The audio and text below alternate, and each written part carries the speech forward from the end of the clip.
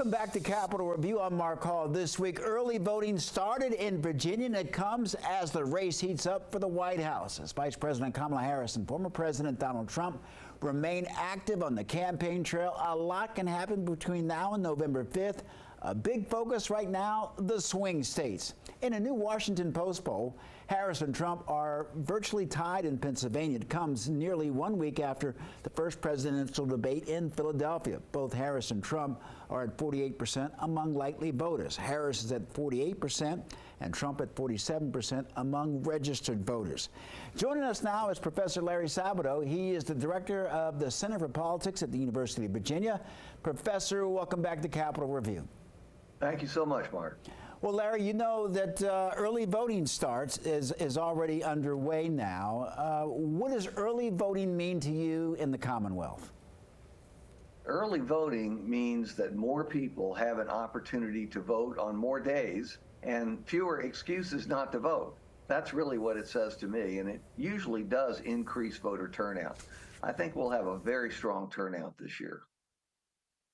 The race really starts to heat up. Polling suggests that it's tight in most swing states. What does that mean to you? Do you agree with that? Yes, and let's remember, we're now in a position in the United States where 43 states, including Virginia and Maryland and D.C., simply sit back and watch the 7 states who actually determine who our next president is going to be. It's not an ideal situation, but it comes with the archaic electoral college, and we have to live with it. So, Larry, right now, then, the sole focus for both candidates are the swing states moving forward?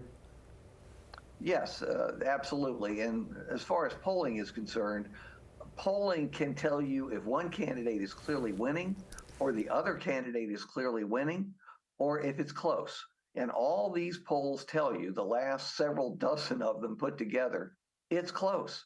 They don't tell you who's winning. They can't tell you who's winning.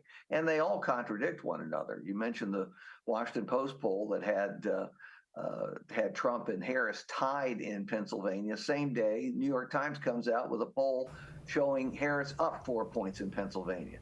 So who's right? Well, they always say margin of error, but I say they don't matter. That is, they don't tell you anything that you don't already know, assuming the election is close, which it is. Several weeks ago, Professor, you and I talked about those undecided voters. At this point, Larry, are there still undecided voters? And if so, are those the voters that will just go into the booth and literally make the decision in real time? Everybody agrees that it is hard to believe that anyone could be undecided in this race. It's Donald Trump's 3rd time as the presidential nominee, and he's the center of the election in a lot of ways. You either love him or hate him. You're for him or against him. I don't believe there are many undecideds. I think it's a tiny sliver of voters.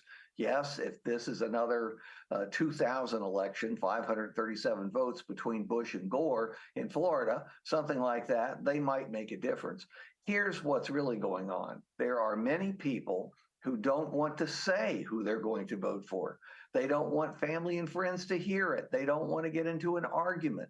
That's part of it.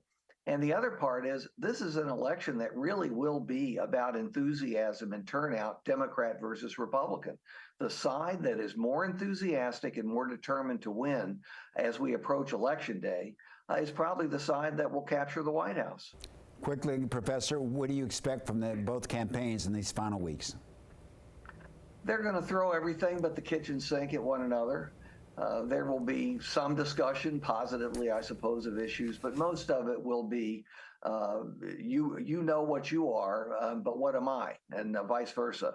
So what can you say? We have run these kinds of negative races year after year after year. It's not going to change in 2024, not with Donald Trump in the race. Professor Larry Sabato, thank you very much for joining us.